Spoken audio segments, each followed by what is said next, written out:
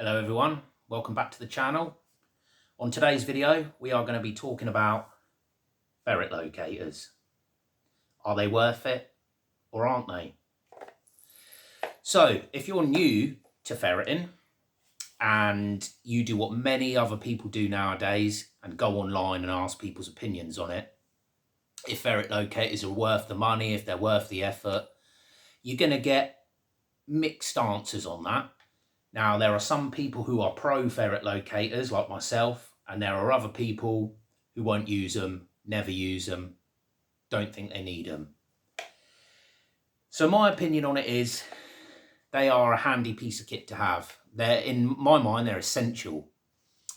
Now, people will tell you that they've had ferrets for years and years and years, and they've never ever used locators, never dug to a ferret, never would dig to a ferret, which in my mind is pure and utter insanity. And the reason I think that is, well, there's a few reasons. One, I just value my working ferrets. I value them enough to put a locator on them so I know where they are. Secondly, I don't buy into this narrative that people have had ferrets that don't kill down. Now, maybe these people are once in a blue moon ferreters. They'll get out maybe once or twice, 3 times a season. So their odds of having a ferret that kills down is pretty slim. If you're doing a small warren, you might not get a kill. But if you're a regular on the warrens and you are serious about it, there is no ifs and buts about it. Your ferret at some point is going to kill a rabbit, no matter how well fed it is, or how small the ferret is, or big. You know, in reality, size doesn't matter with ferrets. People get stuck on the notion they want small gills or small hobs, micro ferrets, because they won't kill, which is, again, nonsense. If you look at the size of a weasel or a stoat, and then you understand that they can take down a rabbit that is like 3 times the size of that they are, then you'll soon realise that in the confined space of a warren, even a small ferret is going to be able to tackle and kill a rabbit. Maybe not as consistently as a big ferret, because, you know, rabbits do kick out, but sooner rather than later, you're going to have the trouble where your ferret kills down.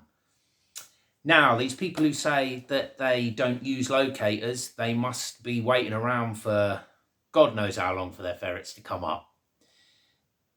Now, if you watch back through my videos, you'll see that I do quite a bit of digging, you know, with the ferrets. I dig to them all the time. Now, if I didn't dig to my ferrets, I'd be waiting around for a long, long time, because the ferrets won't come away from the kill most of the time, no matter how well fed they are. And lots of the time, the rabbits that they have backed up, they haven't killed. So when a rabbit gets backed up or bottled up into a stop end, a lot of the time what they'll do is they'll just puff themselves up and they'll present the back end to the ferrets, because it's the least vulnerable part of the rabbit.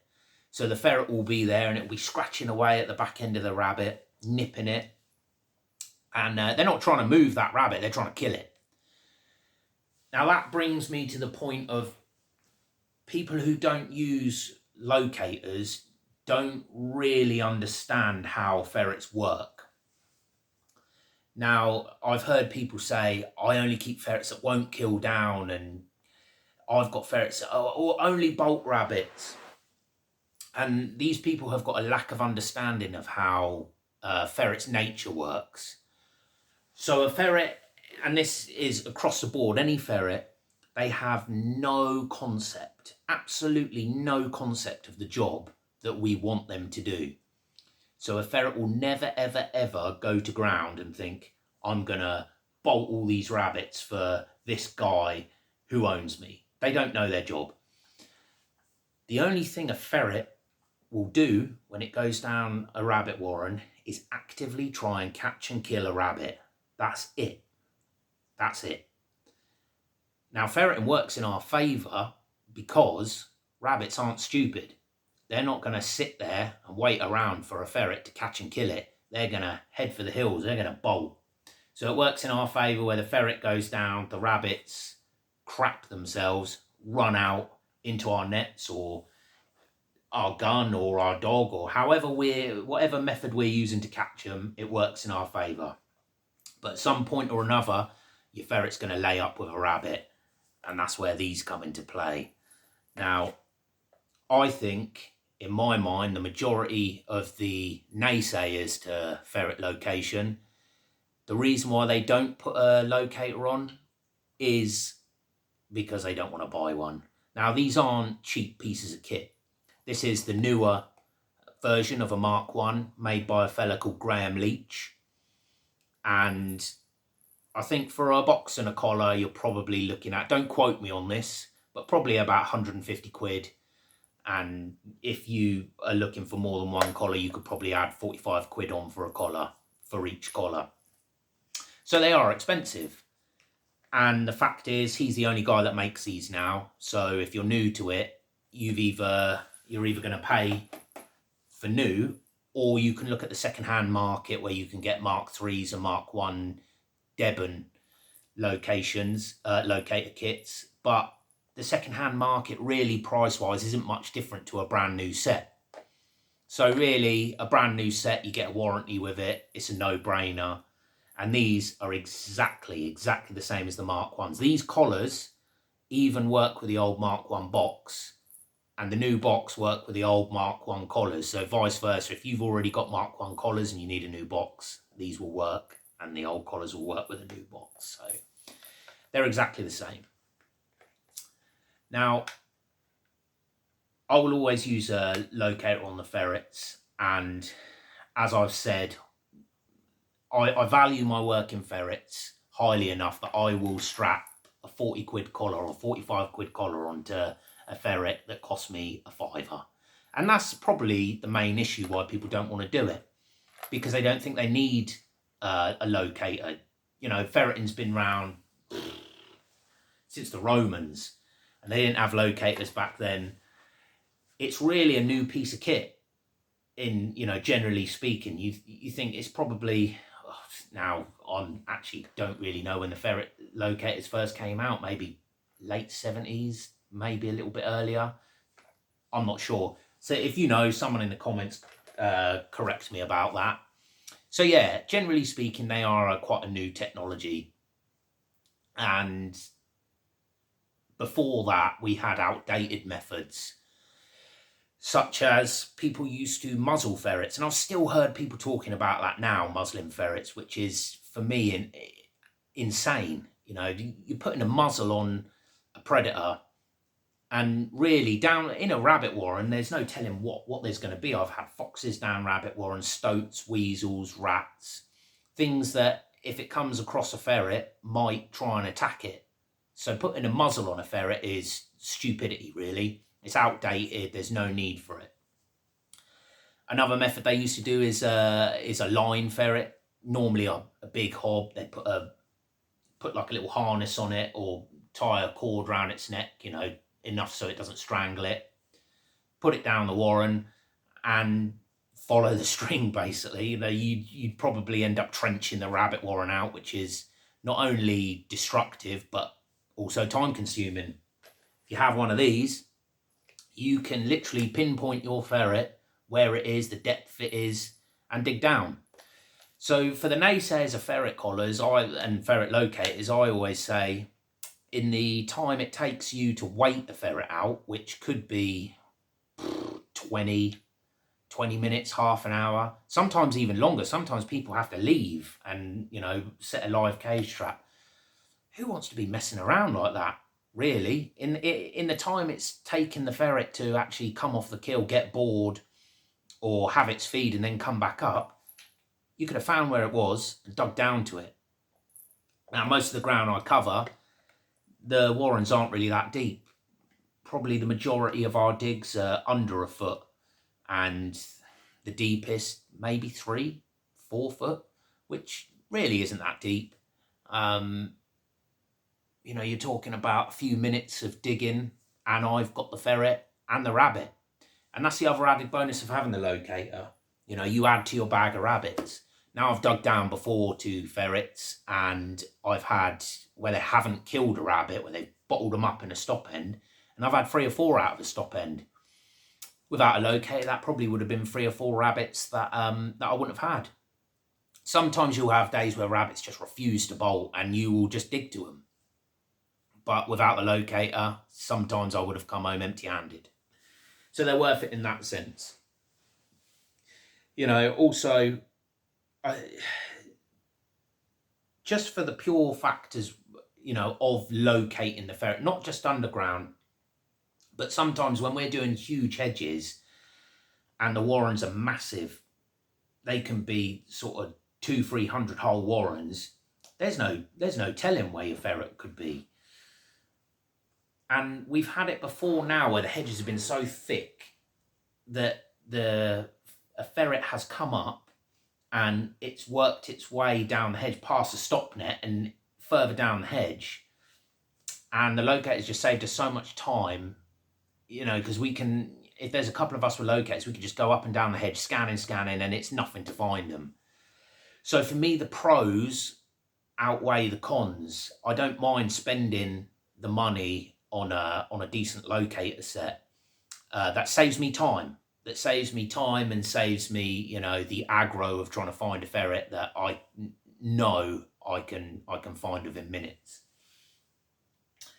So yeah, I would, if you're new to ferreting, I would really recommend getting one of these, or, you know, a box and a couple of collars.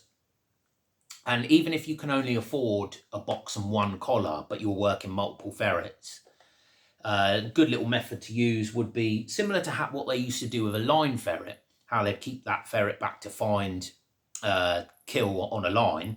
You can keep your ferret that has the locator back, and if you suspect one of your ferrets has killed in, then you can send the ferret with a collar in, and most of the time they'll make a beeline for where the kill is. You know, you can find the rabbit and your missing ferrets.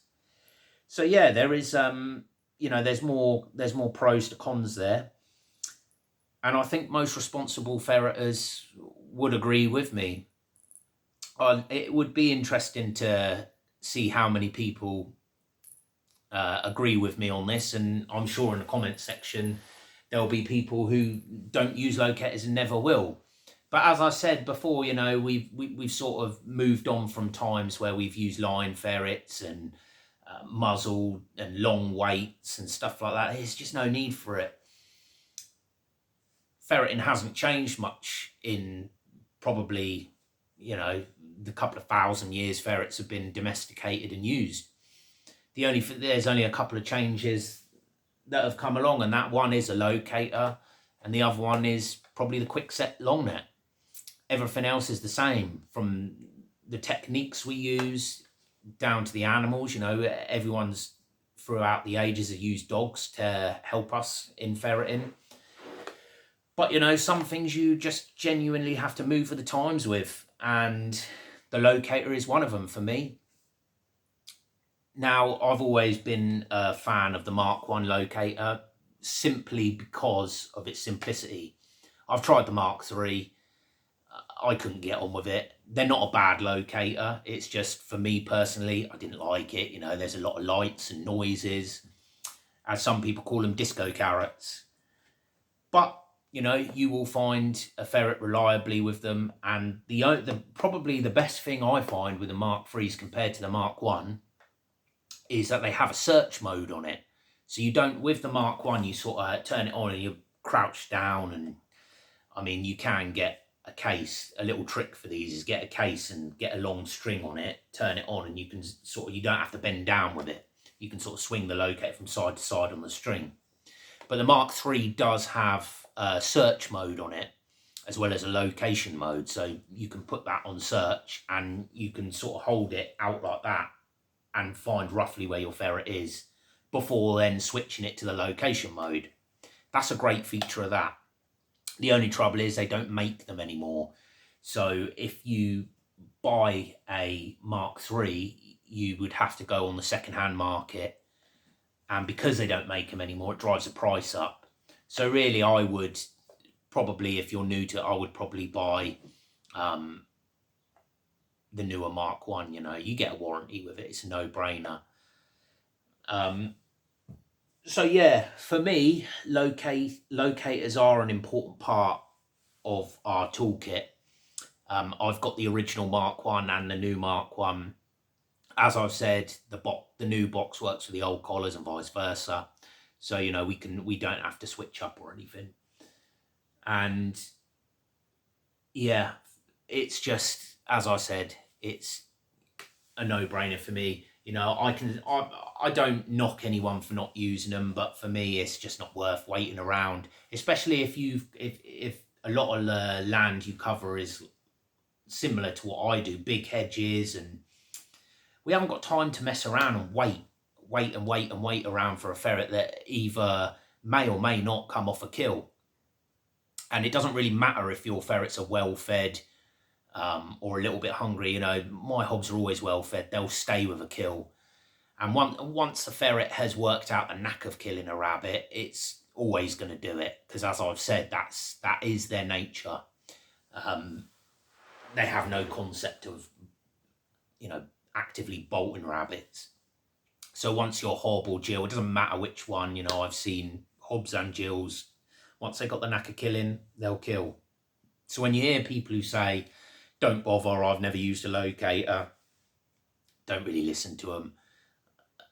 No doubt in their ferreting career, they've been sat outside a warren for half hour waiting for a bloody ferret to reappear when they could have just dug it and moved on.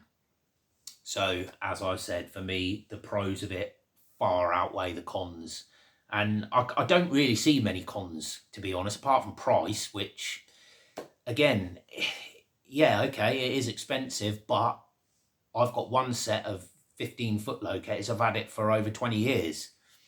The only thing you're probably going to find with these is that after a few years, you probably need to send it off to have the box recalibrated, which means it won't, when you'll know when it needs recalibrating. You won't get an accurate depth on it anymore. And that's not a lot of money. There's a fella, I forget his name now. There's a couple of fellas online who'll do it. You send your box off, they'll recalibrate it for you, and it's back to working order again. There's not much goes wrong with the collars. That's an original Mark 1 8-foot, and that's Graham's newer one. Slightly bulkier than the originals, but just as good. And then I have the Mark 1 15-foot. I don't tend to use the 15-footers a lot because, you know, I don't have warrens that deep really, and 15-foot is a bit overkill for what I need. But that's, you know, I've had that collar for probably, yeah, close to 20 odd years, and it's still going. So if you maintain your equipment, you know, if you clean your collars and keep them mud free and, you know, give them a little bit of care on the leather, they'll last you years and years and years. You know, always put fresh batteries in them. I try not to reuse the batteries for the collars. They do wear down. If you use fresh batteries, then each out in their, you know, they're pennies really. So yeah, that's about it really. I thought I'd make this video because I see it online all the time, like people asking locators, are they worth it? And you get all these people, you know, arguing about it when in reality I think they're more than worth it. But I'd like to hear what you as my viewers think. You know, go to the comment section and let us know. So we are now in, what are we in now, July. So it's not long now until the season rolls round. Generally, I will start sort of mid to end of September, weather dependent. And, you know, we've had some hot weather recently. September can be notorious for more hot weather. Hopefully that's not the case. I don't know what it's like in other parts of the UK, but down here we've had very, very little rainfall in the southeast. Ground's very hard at the minute, so we've not been doing anything too strenuous with the dog. But yeah, all being good, end of September, beginning of October, we should be back out. I've got a couple new pieces of ground, one piece of ground which is absolutely riddled. Unfortunately, it's not very good for the dog as it's being roadside. But they were supposed to have been putting new stock fencing on the field side of that. So if the stock fencing is up, then we can take the dog's field side and you know, just have a person stood roadside. But yeah, anyway, that'll make for some good videos. You know, there's loads and loads of videos to come off that one. It's multiple outings. It's a long old hedgerow, runs all the way up a road, probably close to a couple of miles long, really. And we've got both sides to do. So yeah, plus all our normal ferreting anyway. We'll be back with that. If you're new to the channel, I'd be grateful if you subscribe. And if you're not new, thanks for watching. But if you are new, head back. There's loads and loads of videos I've already done, from ferreting, shooting, snaring, long net night, lamping with the dogs. There's some camping videos as well. We do like to get out camping. I've got a camping one that I made a few weeks back. Head over and check that out, and hopefully you enjoy the channel. But thanks for watching this video, or more of a rant of about ferret locators, whether they're worth it or not. I know sometimes I'm not the most articulate speaker, but I'll try and get my point across a bit. But yeah, I'll be back soon with some more videos and counting down them weeks till ferreting starts. So stay with the channel, and as always, thanks for watching. Cheers, everyone.